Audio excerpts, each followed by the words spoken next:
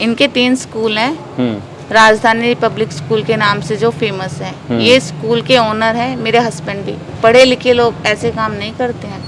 ये हमारे समाज में गंदगी बढ़ा रहे हैं, ये साफ नहीं कर रहे हैं। अगर पढ़े लिखे समझदार लोग होते तो आज मैं यहाँ नहीं बैठी होती।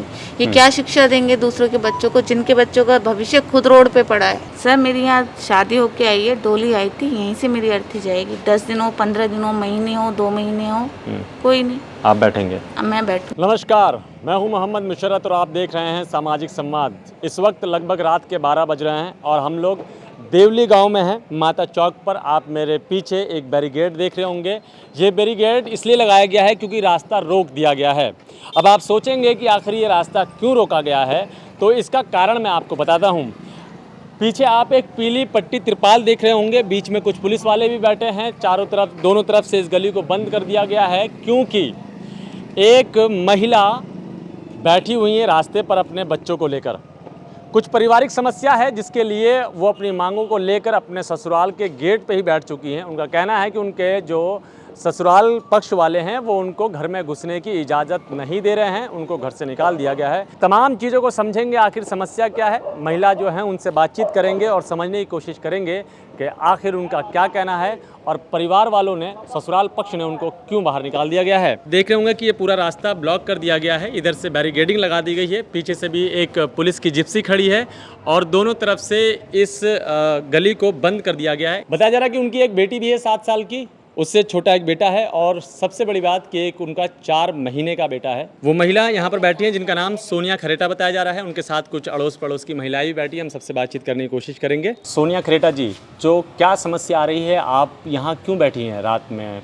छोटी मोटी तो शुरू से ही थे, और मैं छोटी मोटी नहीं कह सकती, परेशानी बहुत बड़ी थी मेरे लिए तो।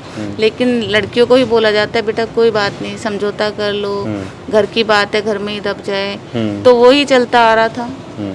मार पिटाई होती थी, फ़ोन तोड़ दिए जाते थे, टॉयलेट में बंद कर दिया जाता था, खाना पीना नहीं मिलता था। ये तो सब होता और ये सबके साथ हुआ भी है। ये जो मेरी माँ बहनें बैठी हैं ना, ये भी फेस कर रही हैं। ये कोई नई बात नहीं है कि हम औरतों के साथ पहली बार हुआ है। हाँ, देखिए आप ये एक ना पारिवारिक प्रताड़ना बता रही हैं हमें कि आपको टॉयलेट के अंदर बंद कर देना, मारना पीटना, खाना ना देना, इस तरह से। तो इस सब चीज़ों के लिए हमारे देश के अंदर, समाज के अंदर कानून व्यवस्था है। क्या आपने इन सब चीज़ों की कंप्लेंट की? बिल्कुल नहीं, और मैं कानून पे बिल्कुल भरोसा, कानून से न्याय नहीं मिलता। नहीं तो एक बात बताइए, अब आपको यहाँ पर मतलब कौन देगा न्याय फिर? नहीं, मैंने माना। अब ये बताइए, पुलिस आती है, क्या कहती है, पैसे दे के बात को दबा दिया जाता है, वही समझौता हमें करना पड़ता है और फिर उसी कंडीशन में हम दोबारा आ जाते हैं। ये होता है हमारा। तो पैसे कौन दे रहा है? पैसे ऐसे लोग देते हैं कि बात को ज़्यादा उछालना नहीं, घर की बात है, मतलब हम बच्चे पैदा करने के लिए ही आते हैं बस, कि बच्चे रख लिए और हमें रोड पे पटक दिया। आप क्या उम्मीद कर रहे हैं, क्योंकि आप कह रहे हैं कानून पे आपको भरोसा नहीं है, तो आप उम्मीद किससे कर रहे हैं और किस लिए यहाँ पर बैठे हैं? ये चाहती हूँ मेरी जैसी और किसी माँ बहन बेटी के साथ ऐसे ना हो। मेरी भी 7 साल की बेटी है। अगर आज मैं नहीं बोलूँगी तो कल को मेरी, ऐसे लोग मेरी बेटी के साथ भी कर सकते हैं। सब अच्छा सोच के करते हैं, बेटी को ब्याहते हैं, रईस हैं, पैसे वाले हैं, ये है, और ऐसे लोग ही हमें रोड पे बिठा देते हैं। और रोड से उठ के आपको पता है कहाँ कहाँ पहुँच जाती हैं औरतें, बेटियों के साथ क्या न्याय होता है।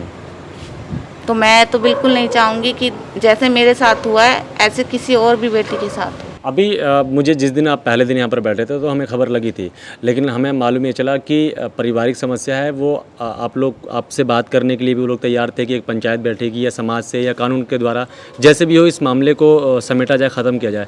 तो क्या हुआ, उस पर बातचीत समझ में नहीं आ पाई? बातचीत चली और चल भी रही है। वहाँ से मतलब हमारे पास जो प्रपोजल आता है, जो वो लोग बोलते हैं, कहते हैं मंदिर में रख देंगे, मंदिर में बिठा देंगे, मंदिर में रह लेगी, या आपको मंदिर में रख देंगे? हाँ जी। अच्छा। या नारी निकेतन में भेज दो, या तकला 5,000 रुपये हम खर्चा दे देते हैं।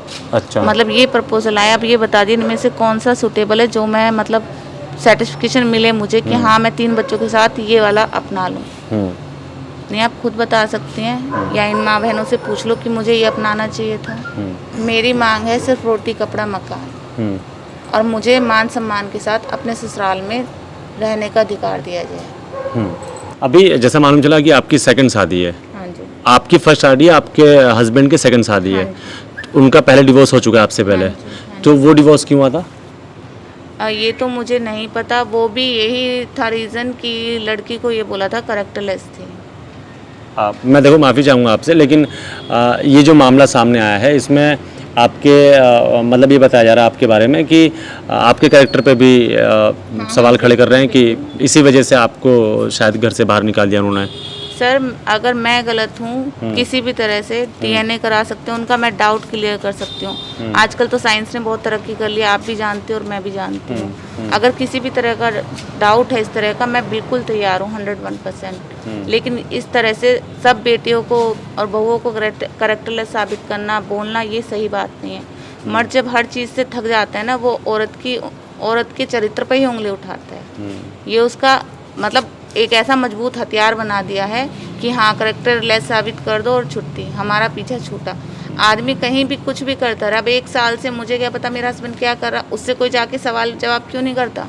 वो अपने बच्चों की जिम्मेवारी से मुंह फेर के फिर रहा है। मैं इस हालत में, मेरे बच्चे इस हालत में, उससे क्यों नहीं जवाब ले रहा? वो क्यों नहीं सामने आ रहा? क्यों हमारे प्रश्नों का उत्तर नहीं दे रहा? और मुझसे करेक्टरलेस है, ये है, वो है। आज मैं रोड पे बैठी हुई, मतलब मैं रोड पे बैठी हुई हूँ और अग्नि परीक्षा मेरी ली जा रही है और फिर भी सवाल जवाब मैं ही दे रही हूँ। और ये बार बार मैं बोल के थक गई हूँ करेक्टरलेस। इस बात का तो कोई मतलब ही नहीं है। अगर मैं करेक्टरलेस होती तो मैं आज यहाँ नहीं बैठी होती। मतलब 9 साल के बाद, 3 बच्चे होने के बाद, मतलब मैं करेक्टरलेस हो गई हूँ। हम बेटियाँ पैदा करते हैं, पालते पोसते हैं, सब कुछ करते हैं। एक अनजान इंसान को माँ बाप ऐसे सौंप देते हैं कि हाँ अब ये रखवाला है, और उसके बाद शादी होने के बाद हमारे साथ क्या किया जाता है? हमारा शोषण किया जाता है, मार पिटाई की जाती है।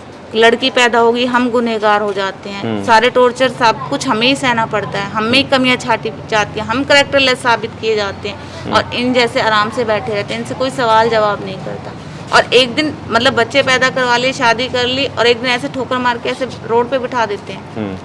पीहर वालों के अधिकार तो हमें पता है, वो हमारा जन्मसिद्ध अधिकार है। लेकिन शादी के बाद माँ बाप किस विश्वास के साथ एक इंसान से 7 फेरे लेके छोड़ते हैं हमें, और उसके बाद हमारी ये दुर्गति होती है कि हमें रोड पे बिठा दिया गया। ये बात गलत है ना, ऐसा नहीं होना चाहिए। ये हमारे समाज में गंदगी बढ़ रही है, समाज को गंदा किया जा रहा है। गांव के पंचायत से कोई सहायता मिली आपको? नहीं, किसी भी तरह की कोई सहायता नहीं मिली। खाने पीने का साधन कहाँ से हो रहा है? बस कोई भी दे जाता है, कुछ भी दे जाता है, ऐसे ही काम चल रहा है। अगर आपसे बातचीत नहीं होती है 2 दिन, 10 दिन, 5 दिन, हाँ जी, तो अब क्या करेंगे आप?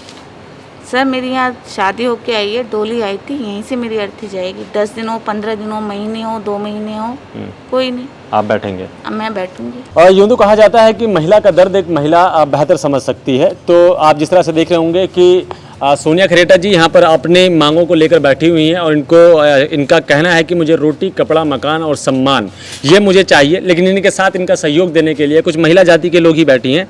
हम इनसे ही बातचीत करते हैं। क्या नाम है आपका? सुमन सिंगल। आप कोई संस्था चलाती हैं? लाडो सेवा संस्था चलाती हूँ मैं, बेटियों के सम्मान के लिए और बेटियों को आगे बढ़ाने के लिए। अच्छा, तो इनके बारे में आपको कब पता चला और क्या कर रही हैं आप अब? मुझे इनके बारे में किसी देवड़ी गांव के लड़के ने बताया था कि एक कोई देवड़ी गांव की बहू 3 दिन से ये अपने घर के बाहर रोड पे बैठी है। सिलकती धूप में ये होप रहा था ये बच्चा। एकदम मैं इतनी इरिटेट हो गई जैसे मैं सबको खत्म कर दूँ। इनकी हालत कंडीशन जब मैंने देखी, मैं इनको ऑफिस में लेके गई, सारी बात मैंने इनसे पूछी, कंप्लेंट लिखवाई। कंप्लेंट लिखवाते मैंने इनके ससुर जी को फ़ोन किया, राजवीर खरेटा जी आपके खिलाफ़ कंप्लेंट आई है आपकी बहू की।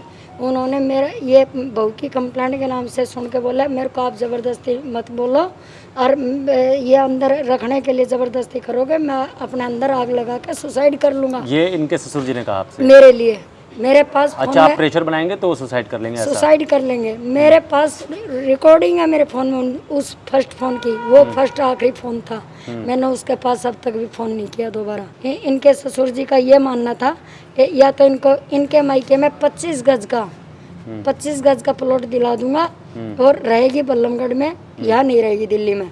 दूसरा ऑप्शन उन्होंने ये बताया कि 5,000 रुपये, 3 ही बोला था, एक बंदे ने 5 झूठ बोला है, पर उन्होंने 3 बोला था। 3,000 रुपये रेंट का दूंगा, कहीं पे भी रेंट पे तीनों बच्चों को लेकर रह सकती है। और तीसरा ऑप्शन ये बोला था उन्होंने, हमारे वहाँ कोई मंदिर होगा, मेरे को नहीं पता, मैं जानी हूँ अभी हुई जब ये केस मेरे सामने आया कि हमारे वहाँ कोई मंदिर है, वो मंदिर के छत पे रहने का वो है जगह, वहाँ रहेगी। तीनों ऑप्शन हमारी लायक नहीं था। हमने वहीं छोड़ के अपने घर आ गए। वो भी फोनों के जरिए पंचायत वालों ने इनके ससुर जी से फोन के जरिए से बात की और हमें अपनी पंचायत में बुलाया। जब उनकी हिम्मत इस बेशरम को वहाँ पंचायत तक ले जाने की नहीं थी तो हम औरतों को अपने बीच में क्यों बुलाया? फोन से बात हुई, वो फोन से 3 कंडीशन हमें बता सकते थे। अभी आप किससे मांग कर रहे हैं? देखिए, अब जिस तरह से सोनिया खरेटा जी ने बताया कि उन्हें कानून पर भी विश्वास नहीं है, आप भी लोग उनके साथ बैठे हुए हैं, तो विश्वास किस पर है और न्याय किससे मांग रहे हैं? कानून पे विश्वास मैं भी नहीं करती, इसलिए कानून को मैं टक्कर दे रही हूँ। नहीं तो फिर किससे चाहते हैं आप? कौन देगा न्याय यहाँ पे? अपनी हिम्मत पर और अपनी सच्चाई पर विश्वास करते हैं और इस हक को हम लेकर रहेंगे अपनी हिम्मत से और अपनी सच्चाई से। कुछ और महिलाएं इनके साथ खड़ी हैं जो जिनसे हम बातचीत करना चाहेंगे, जो इनके आसपास के घरों में रहती हैं। क्या नाम है आपका? मेरा रेखा नाम है भैया। अच्छा, आपका क्या नाम है? सोनी नाम है। तो आप लोग यहीं रहते हैं? हाँ जी। अच्छा, देखिए, मैं माफ़ी चाहूँगा, बार बार मैं बोल रहा हूँ कि मैं माफ़ी चाहूँगा इस तरह के क्वेश्चन करने के लिए, लेकिन मैं फिर भी करना चाहता हूँ क्योंकि इस तरह के इल्ज़ाम लग रहे हैं। तो आप लोग इनके पड़ोसी हैं, तो मैं आप लोगों से जानना चाहता हूँ कि जिस तरह से बताया जा रहा है कि कुछ कैरेक्टर लेस जैसी बातें की जा रही है कि इसलिए इनको घर से निकाल दिया, तो इन सब का क्या मामला है? भैया हमें तो कभी ये बहू बाहर निकलती हुई दिखी नहीं है। अगर कभी घर से बाहर भी निकली है तो लड़के के साथ ही निकली है। हस्बैंड के साथ इतना तो हक है कि वाइफ जा सकती है। अगर कैरेक्टर लूज होती तो ये हस्बैंड के साथ ही क्यों करती? और 3 बच्चे बनाने के बाद उसका कैरेक्टर पूछा जा रहा है, उससे पहले कहाँ थे वो कैरेक्टर पूछने के लिए? आप एक बात बताओ, कैरेक्टर के ऊपर उंगली उठा रहे हो, पहले अपने कैरेक्टर पे तो देख ले। 1 साल से वो काम मार रहा है, समझ रहे हो भैया? लेडीज के ऊपर उंगली उठाने से पहले अपनी गिरेबान में जाके कि मैंने 1 साल में कितनी जगह मुंह मारा है, उसका भी कैरेक्टर पूछना चाहिए। और 1 साल से उसके बच्चे और उसकी वाइफ दुखी हो रही है, उससे ये क्वेश्चन क्यों नहीं पूछा जा रहा कि मेरी वाइफ और मेरे बच्चे कहाँ हैं? जब शादी करने जाते हैं तो ढोल बजा के और बाराती बन के जाते हैं, तो इनको अब बाहर निकाल दिया तो एक बार उतर के ये तो पूछे कि इसकी गलती क्या है। गलती आके तो बताएं। जब इतने हम हथियार हैं, इतने बजा रहे हैं, बोल रहे हैं, तो क्यों नहीं खोल रहे हैं दरवाजा? तो उन्होंने कुछ तो बोलना चाहिए। अगर ये गलत है तो इनका ये भी तो बताना चाहिए कि मैं क्या गलत है, इसमें क्या कमी है। इसमें कमी तो उनमें है ना जो गेट नहीं खोल रहे। इतना गेट बजा रहे, मीडिया वाले भी सब बजा रहे हैं, तो खोल क्यों नहीं रहे भाई? आपने कोशिश, आप लोगों ने जो मतलब जो महिला या जो इनके सपोर्ट में है, कोशिश की गई क्या उनसे बातचीत करने की? हाँ। तो क्या हुआ? उन्होंने बात ही नहीं कर रहे वो। अच्छा, वो बात नहीं कर रहे? नहीं, वो ऊपर से नीचे ही नहीं उतर रही। अच्छा, चलिए, ठीक है। आपसे एक आखिरी सवाल पूछ रहा हूँ कि अगर ससुराल वाले पक्ष वाले अगर मान लीजिए कोई आपसे बातचीत करते हैं और फिर वो अगर कह देते हैं कि ठीक है आप अंदर रह सकते हैं, इनके साथ रह सकते हैं, फिर? सर मुझे सब कुछ रिटर्न में चाहिए और मुझे कोई प्रॉब्लम नहीं, बस रिटर्न में मुझे लिखे ये सर्टिफिकेशन मिल जाए कि इन फ्यूचर मेरे साथ किसी भी तरह का जो मैं फेस कर चुकी हूँ ऐसा कुछ नहीं मिलेगा। हम बात कर रहे थे सोनिया खरेटा जी से, जिनकी समस्या थी कि भाई मुझे रोटी, कपड़ा, मकान और सम्मान चाहिए, मैं अपने ससुराल पक्ष के साथ रहना चाहती हूँ और मुझे सारी तमाम चीज़ें रिटर्न में चाहिए। इसी के साथ गांव के पंचायत ने भी कोशिश की कि मामले को सुलझाया जाए, लेकिन इनकी बातचीत आपस में नहीं बन पाई और अब वो गांव का पंचायत भी इनके फैसलों को नहीं करा पाया है। लगातार पुलिस प्रशासन भी यहां पर मौजूद है, लेकिन जिस तरह से महिला ने बताया कि उन्हें कानून पर बिल्कुल भी भरोसा नहीं है, पंचायत अपने किसी भी फैसले को पुरजोर तरीके से नहीं कर पा रहा है। सवाल ये भी खड़ा होता है कि किस प्रकार से अब न्याय मिलेगा। ये बैठी हैं अपने दहलीज पर और लगातार इंसाफ के लिए गुहार लगा रही हैं, लेकिन अभी सामने वाले पक्ष से, ससुराल पक्ष से बात करना अभी बाकी रह गया है। हम कोशिश करेंगे कि उनसे भी मुलाकात हो सके, उनसे ही बातचीत हो सके और क्या सच है वो आप सभी के सामने आए। बहरहाल अगर आप हमारे चैनल पर नए हैं तो हमारे चैनल को सब्सक्राइब कर लीजिएगा। अगर ये वीडियो आप फेसबुक पर देख रहे हैं तो हमारे फेसबुक समाज संवाद को लाइक ज़रूर कर लीजिएगा। इस वीडियो को ज़्यादा से ज़्यादा शेयर कीजिएगा ताकि एक बेटी को, एक महिला को इंसाफ मिल सके। बने रहिए हमारे साथ, आप देख रहे थे समाज संवाद। मैं मोहम्मद मुशर्रत, कैमरामैन महमूद खान के साथ। धन्यवाद।